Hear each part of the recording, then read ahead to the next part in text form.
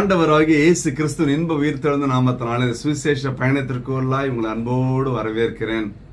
இந்த அற்புதமான நாளிலே நம் ஆண்டவரிடத்துல ஒன்றை கேட்டு பெற்றுக்கொள்ள போகிறோம். ஞானம். ஞானம் ஞானம் இருந்தால் போதுங்க, எல்லாவற்றையும் சாதிக்க முடியும். ஒருவேளை இன்னைக்கு ஞான குறைவா இருக்கலாம், ஞானம் இல்லாமல் இருக்கலாம். ஞானம் இல்லாமல் பலருடைய வாழ்க்கை சீரழிந்து போகிறது.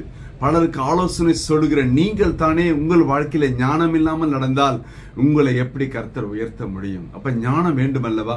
ஒருவேளை அது குறைவாய் இருந்தால் கேட்டு பெற்றுக்கொள்ள அழைக்கப்பட்டிருக்கிறோம். யாக்கோபு 1:5 சொல்லுகிறது, உங்களில் ஒருவன் ஞானத்தில் குறைவுள்ளவனாய் இருந்தால் யாவருக்கும் சம்பூர்ணமாய் கொடுக்கிறவரும் ஒருவரையும் கடிந்து கொள்ளாதவரும் ஆகிய தேவனிடத்தில் கேட்க கடவன், அப்பொழுது அவனுக்கு கொடுக்கப்படும். ஹல்லேலூயா. ஒருவரையும் கடிந்து கொள்வதே இல்லை. ஆண்டவரே எனக்கு ஞானத்தை தாருங்கப்பா என்று கேளுங்க. வியாபாரம் செய்ய ஞானம் வேணும், தொழில் செய்ய ஞானம் வேணும், சம்பாதிக்க ஞானம் வேணும், சம்பாதிக்க சேர்த்து வைக்க ஞானம் வேணும், அதை செலவு செய்ய ஞானம் வேணும். ஹல்லேலூயா. குடும்பத்தை ஒழுங்காய் நடத்த ஞானம் வேணும். மனைவியை நடத்த, பிள்ளைகளை நடத்த. அப்ப பாருங்க, மனைவி பிள்ளைகளை சந்தோஷம், ஞானம், எல்லாவற்றுக்கும் ஞானம் தேவைப்படுகிறது அல்லவா? அப்படி என்றால் பிரசங்கி 10:10 சொல்கிறது, இரும்பு ஆயுதம் மழுங்கலா இருக்க அதை ஒருவன் தீட்டாமற் போனால் அதிக பலத்தை பிரயோஜனம் பண்ண வேண்டியதா இருக்குமே. ஆகையால் ஒரு காரியத்தை செவ்வியாய் செய்வதற்கு ஞானமே பிரதானம். ஒரு காரியத்தை செய்வதற்கு முன்பாக ஞானமாய் திட்டமிட்டு செயல்படுத்தினோமானால் வெற்றி நிச்சயம். உங்களை தோல்வி துரத்துகிறது என்றால் நீங்கள் வெற்றியை நெருங்கி விட்டீர்கள் என்று அர்த்தம். ஹல்லேலூயா.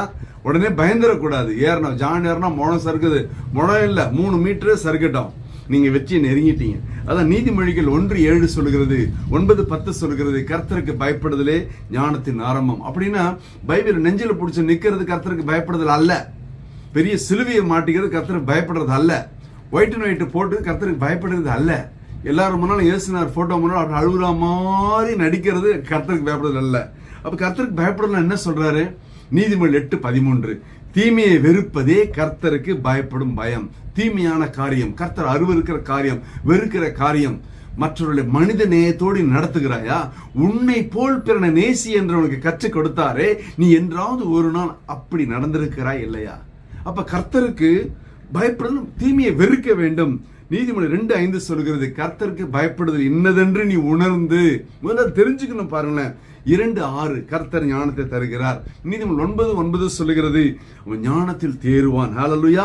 ஞானம் உள்ளவனுக்கு போதகம் பண்ணு, அவன் ஞானத்தில் தேறுவான். அவ 16:16 நீதிமொழிகள் பாருங்களேன். பொன்னை சம்பாதிப்பதும் ஞானத்தை சம்பாதிப்பது எவ்வளவு உத்தமம் பாருங்க. அப்ப ஞானம் எவ்வளவு முக்கியம் இல்லையா? எல்லாம் சாலமோன் ஆண்டவரிடத்துல எனக்கு ஞானத்தை தாருங்கன்னு கேட்டான், பணத்தை கேட்கல. ஞானம் வந்துட்டா பணத்தை சம்பாதிக்க முடியும், அதை கட்டி காக்க முடியும், ஒழுங்காய் செலவு செய்ய முடியும், பாதுகாக்க முடியும். ஞானமே பிரதானம். அப்ப கர்த்தர் அவன் ஞானத்தை கேட்டவர் எப்படி கொடுத்தார்? 2 நாளாகமம் 1:12 வாசிக்கும் பொழுது, ஞானமும் விவேகமும் தந்திருக்கிறது மட்டும் அல்லாமல் உனக்கு முன் இருந்த ராஜாக்களுக்கு ஆகிலும் உனக்கு பின் இருக்கும் ராஜாக்களுக்கு ஆகிலும் இல்லாத ஐஸ்வர்யத்தையும் சம்பத்தையும் கனத்தையும் உனக்கு தருவேன் என்றார். ஹல்லேலூயா.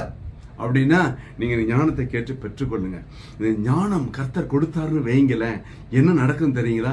சங்கீதம் 119:98 சொல்கிறது, உம்முடைய கற்பனைகளை கொண்டு என்னை என் சத்துருக்களிலும் அதிக ஞானம் உள்ளவனாக்கினீர். அப்ப சத்துருக்களை காட்டிலும் அதிக ஞானமாய் இருக்க வேண்டும் என்றால் கர்த்தருக்கு பயப்படுகிற பயத்திலே கர்த்தருக்கு தாழ்மைப்பட வேண்டும்.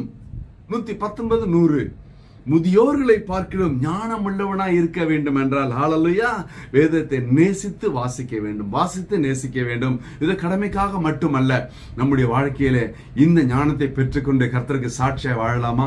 ஒரு விசை கண்களை மூடுவோம். ஹல்லேலூயா, ஹல்லேலூயா, ஹல்லேலூயா. அப்பா, இந்த அற்புதமான நாளிலே, ஆசீர்வதிக்கப்பட்ட நாளிலே பார்த்துக்கொண்ட பிள்ளைகளோட வாழ்க்கையில ஞானத்தில் நிரப்புங்க அப்பா. படிப்பிலே ஞானத்தை தாருங்க, தொழிலிலே, வியாபாரத்துல, ஊழியம் செய்கிறதுல ஞானத்தை தாருங்க, சமுதாயத்துல ஞானத்தை தாருங்க, சுவிசேஷத்தை பிரசங்கிக்கக்கூடிய ஞானத்தை தாருங்க ஆண்டவரே. குடும்பத்துல சமாதானத்தோடு நடக்கக்கூடிய ஞானத்தை தாருங்கப்பா. இயேசு கிறிஸ்து இன்ப உயிர்த்தெழுந்த நாமத்தினால தேவன் பிள்ளைகளை ஞானத்தை நிரப்பும்படியாய் உங்களுடைய பாதத்துல ஒப்பு கொடுத்து ஜெபத்து ஜெயம் எடுக்கிறோம். ஜீவனுள்ள நல்ல பிதாவே, ஆமென். கர்த்தர் உங்களை ஆசீர்வதிப்பாராக. Praise the Lord.